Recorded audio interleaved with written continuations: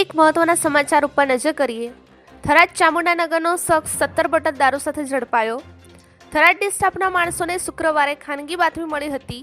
કે થરાદ શાક માર્કેટ નજીક થેલામાં કોઈ દારૂ વેચે છે, જેના આધારે થરાદ ડી સ્ટાફના શંકરભાઈ ચૌધરી, ધનજીભાઈ ગોહિલ, ભરતભાઈ સહિતના સ્ટાફના માણસો બાતમી હકીકત મળતા બાતમી હકીકતવાળી જગ્યાએ રેડમાં જતા ભાવેશકુમાર વાલજીભાઈ નાઈ, ઉંમર 24, ધંધો મજૂરી કામ, રહે થરાદ, ચામુંડાનગર, તાલુકો થરાદ અને જિલ્લા બનાસકાંઠાવાળાએ થરાદ શાક માર્કેટ પાણીના ટાંકાની પાછળ કાપડના થેલામાં ગેરકાયદેસર અને વગર પાસ પરમિટનો ભારતીય બનાવટ વિદેશી દારૂની અલગ અલગ બ્રાન્ડની કાચની બોટલો 17 નંગ, જેની કુલ કિંમત ₹1606 તથા કાપડનો થેલો મળી